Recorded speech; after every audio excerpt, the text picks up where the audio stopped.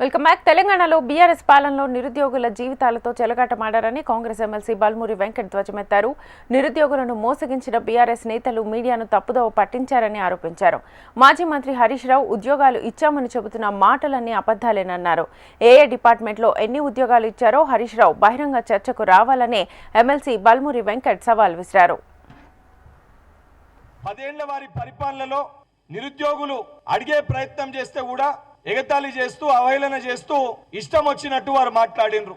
రెండోసారి అధికారంలోకి వచ్చిన తర్వాత అయితే నిరుద్యోగులు ఆత్మహత్యలు చేసుకున్నప్పుడు స్వయంగా వాళ్ళ పేర్లు చెప్పి వీళ్ళే మా ఆత్మహత్యలకు కారకులు, వీళ్ళ వల్లనే మేము ఆత్మహత్యలు చేసుకుంటున్నామని చెప్పి ఆత్మహత్యలు చేసుకున్న సంఘటనలు కూడా ఉన్నాయి. ఆ ఏ రోజు కూడా వీళ్ళు స్పందించలే. సరే, కనీసము ఏదన్నా పెద్ద సంఘటన జరిగితే స్పందించిందా అంటే కనీసం ఆ రోజున్న కేసీఆర్కి కనీసం ఇంగిత జ్ఞానం లేకుండే. టీజీపీఎస్సీ పరిధిలో పేపర్లు అంగట్లో సరుకులు అమ్మినట్టు, టీఎస్పీఎస్సీ పరిధిలో అంగట్లో సరుకులు అమ్మినట్టు క్వశ్చన్ పేపర్లు లీక్ అయినాయి. క్వశ్చన్ పేపర్లు లీక్ అయి విద్యార్థులు ఆందోళన చెంది ఇబ్బందులు పడి బాధపడుతుంటే ఏ ఒక్కరోజన్నా ఈ హరీష్ రావు అనేటోడు మాట్లాడిండా? ఆ రోజు మంత్రిగా ఉన్న హరీష్ రావు ఏ రోజన్నా స్పందించిండా? 2-3 సంఘటనలు ఉన్నాయి. మా నిరుద్యోగుల సోదరులకు కూడా నేను విజ్ఞప్తి చేస్తున్నా. ఆ రోజు నేను విద్యార్థి నాయకునిగా ఉన్నప్పుడు ఎన్నో సందర్భాల్లో హరీష్ రావుని కలవనీకి ప్రయత్నం చేసినప్పుడు నాకు ఎట్లాగానో సమయం ఇవ్వలే. నిరుద్యోగులకి సమయం ఇచ్చి నిరుద్యోగులను పిలిచి మాట్లాడుతున్నప్పుడు తను కూర్చొని వినతి పత్రం ఇస్తే కూడా వినతి పత్రం ముఖంపై నేసిన రోజులు హరీష్ రావును మర్చిపోయినవా?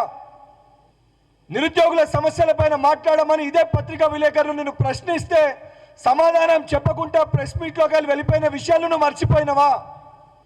ఈరోజు ప్రతిసారి ప్రతి ప్రెస్ మీట్లో కూడా ఒక పేపర్ తీసుకొచ్చి ఇట్లా లెక్కలు చూపించి మేము 1,60,000 ఉద్యోగాలు ఇచ్చినాము అని చెప్పి ఇట్లా పేపర్లు తిరిగేస్తున్నావు.